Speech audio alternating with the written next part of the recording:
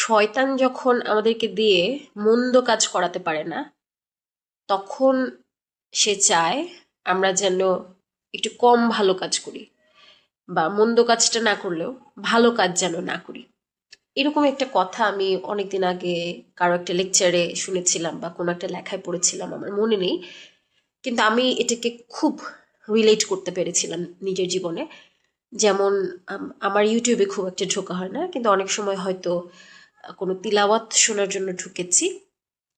এটা কিন্তু আমি রেগুলার করি না, আমাকে খুব আহ, বড় কিছু বা ভালো কেউ মনে করার কোনো প্রয়োজন নেই।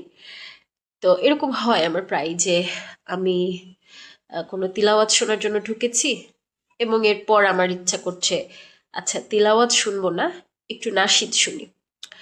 দেখেন এখানে খুব স্বাভাবিকভাবে একজন মানুষ যখন তিলাওয়াত শুনতে ইউটিউবে ঢুকছে, তখন কিন্তু সে সরাসরি গান শুনতে চাইতে পারবে না, তখন তার ভেতরে একটু হলেও অস্বস্তি কাজ করবে। মোট কথা সে শুনতে পারবে না।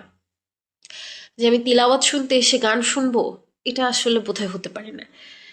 তো তখন নাশিদ, যেটা আসলে হারাম না, সেই জিনিসটা আমরা শুনতেই পারি। তখন আমাদের মনে হতেই পারে যে না, এটা তো হারাম হচ্ছে না, আচ্ছা ঠিক আছে তিলাওয়াতটা একটু পরে শুনবো, এখন খুব শুনতে ইচ্ছা করছে, একটু নাশিদ শুনি বা একটু ডকুমেন্টারি দেখি, এটাও তো একটা ভালো জিনিস। তিলাওয়াতটা না শুনি, অন্য কোনো একটা পডকাস্ট দেখি যেখানে আমার গুনাহ হচ্ছে না। দেখেন, তিলাওয়াত শুনলে কিন্তু আমাদের সওয়াব হচ্ছে, এটা একটা খুব ভালো কাজ, তাই না? কিন্তু সেই জায়গাতে আমরা যদি তিলাওয়াত না করে অন্য কিছু শুনি যেটাতে পাপ হচ্ছে না, কিন্তু আবার সওয়াবও হচ্ছে না, তো এটাতে কিন্তু শয়তান এক প্রকার জিতেই গেল। সে আমাকে সওয়াব অর্জন থেকে বা বেশি ভালো কাজ থেকে বিরত রাখতে পারলো। এবং আমার মনে হয় এইটা আপনাদের জীবনেও সবার ক্ষেত্রেই ঘটে। আমরা এই ব্যাপারটাতে আসলে খুব বেশি কনসিয়াস থাকি না, ঠিক সেজন্যই শয়তান আমাদেরকে দিয়ে এই কাজটা করাতে পারে। তো আমি যখন ওই লাইনটা প্রথম শুনলাম, যে শয়তান যখন আমাদেরকে দিয়ে কোনো মন্দ কাজ করাতে পারছে না, তখন সে চেষ্টা করে আমরা যেন ভালো কাজ থেকে বিরত থাকি।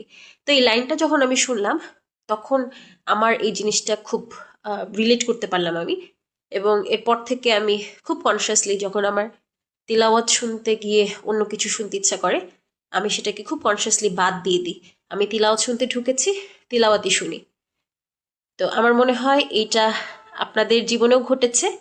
সো এরপর থেকে যখন কোনো ভালো কাজ করতে যাবেন, তখন সেই কাজটাই করবেন। অন্য কোনো কিছু করার ইচ্ছে মাথায় এলেও সেই কাজটা করা থেকে বিরত থাকবেন কনসিয়াসলি। আসসালামু আলাইকুম।